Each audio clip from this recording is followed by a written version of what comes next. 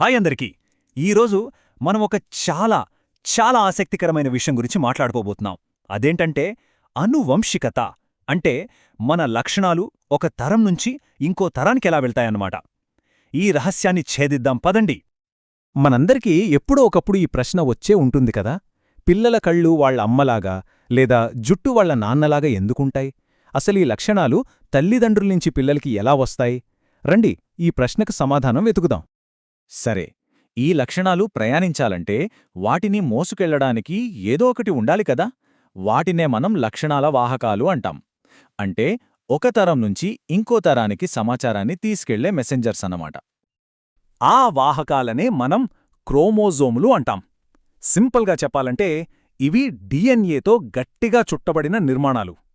ఒక జీవి ఎలా ఉండాలి, ఎలా పెరగాలి అనే పూర్తి సమాచారమంతా వీటిలోనే ఉంటుంది.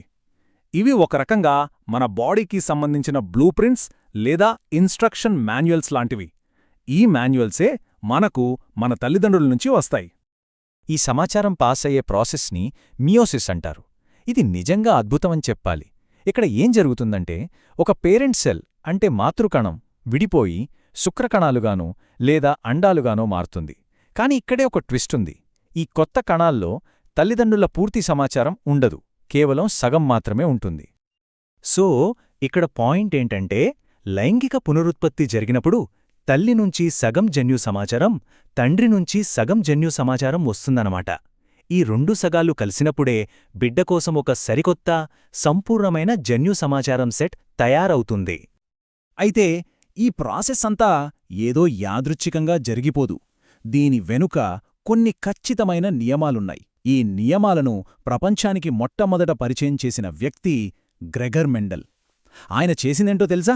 మామూలు బఠానీ మొక్కలతో ప్రయోగాలు చేసి ఈ అనువంశికత వెనుకున్న పెద్ద రహస్యాలను బయటపెట్టారు. ఆయన చేసిన ఒక ఫేమస్ ప్రయోగాన్ని చూద్దాం. ఆయన ఒక పొడవాటి బఠానీ మొక్కని ఒక పొట్టి బఠానీ మొక్కతో క్రాస్ చేశారు. మొదటి తరంలో పుట్టిన మొక్కలన్నీ ఏమయ్యాయో తెలుసా? అన్నీ పొడువుగానే పెరిగాయి. మరి ఆ పొట్టి లక్షణం ఏమైపోయింది?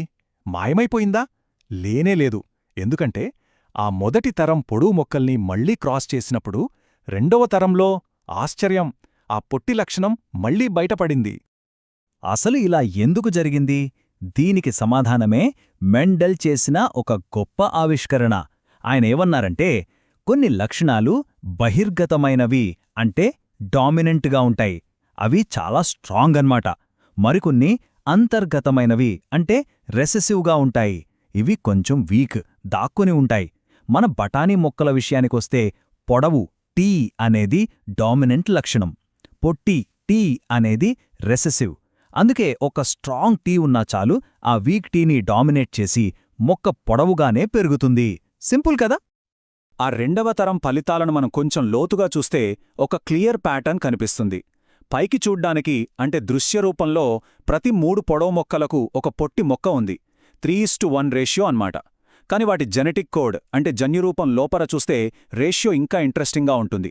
ఒకటి ప్యూర్ పొడవు టీటీ, 2 మిక్స్డ్ పొడవు టీటీ, ఇంకొకటి ప్యూర్ పొట్టి టీటీ. అంటే 1:2:1 రేషియో. చూసారా లెక్క ఎంత పక్కాగా ఉందో? ఓకే, ఇప్పటిదాకా మనం ఒకే లక్షణం గురించి మాట్లాడుకున్నాం. మరి ఒకేసారి 2 లక్షణాలను ట్రాక్ చేస్తే పరిస్థితి ఏంటి? ఉదాహరణకి విత్తనం ఆకారంతో పాటు దాని రంగును కూడా గమనిస్తే ఏమవుతుంది? అవి రెండూ ఒకదాంతో ఒకటి ముడిపడి ఉంటాయా? మెండల్ తన ప్రయోగాలని ఇంకో లెవెల్కి తీసుకెళ్లారు. ఈసారి 2 లక్షణాలను ఒకేసారి ట్రాక్ చేశారు. విత్తనం ఆకారం, అది గుండ్రంగా ఉందా లేక ముడతలు పడిందా? మరియు విత్తనం రంగు, పసుపా లేక ఆకుపచ్చ? ఆయన అడిగిన ప్రశ్న చాలా సింపుల్.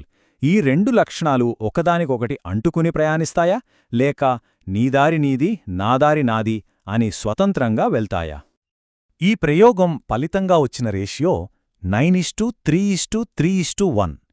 ఇది జెనెటిక్స్లో ఒక మ్యాజికల్ నంబర్ లాంటిది. అంటే 9 గుండ్రని పసుపు విత్తనాలు, 3 గుండ్రని ఆకుపచ్చవి, 3 ముడతలు పసుపువి, చివరగా 1 ముడతలు ఆకుపచ్చ విత్తనం. ఈ రేషియోనే ఆయనకు అసలు నిజాన్ని చెప్పింది. దీన్నుంచే స్వతంత్ర వ్యూహన సూత్రం లేదా లా ఆఫ్ ఇండిపెండెంట్ అసార్ట్మెంట్ వచ్చింది.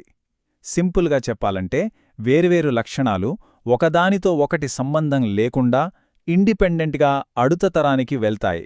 అంటే ఒక విత్తనం పసుపు రంగులో ఉండటం అనేది అది గుండ్రంగా ఉంటుందా లేక ముడతలు పడి ఉంటుందా అనేదాన్ని అస్సలు ప్రభావితం చేయదు. సరే, ఇదంతా బఠానీ మొక్కల గురించి కదా. మరి ఈ నియమాలు మనక్కూడా వర్తిస్తాయా? ఖచ్చితంగా. దీనికి బెస్ట్ ఎగ్జాంపుల్ మనలో లింగ నిర్ధారణ ఎలా జరుగుతుందో చూడటం. మనలో లింగాన్ని నిర్ణయించేవి సెక్స్ క్రోమోజోమ్లు. స్త్రీలలో చూస్తే 2 ఎక్స్ క్రోమోజోమ్లుంటాయి, అందుకే వాళ్ళని XX అంటారు. అదే పురుషులలో అయితే ఒక X ఒక Y క్రోమోజోమ్ ఉంటాయి, అందుకే వాళ్ళని XY అంటారు. బేసిక్గా జెనెటిక్ లెవెల్లో ఇదే తేడా. ఇక్కడే అసలు విషయం ఉంది. తల్లి నుంచి వచ్చే అండంలో ఎప్పుడూ ఎక్స్ క్రోమోజోమే ఉంటుంది, వేరే ఆప్షన్ లేదు. కానీ తండ్రి నుంచి వచ్చే శుక్రకణంలో సగం ఎక్స్ క్రోమోజోములు, మిగతా సగం వై క్రోమోజోములు ఉంటాయి.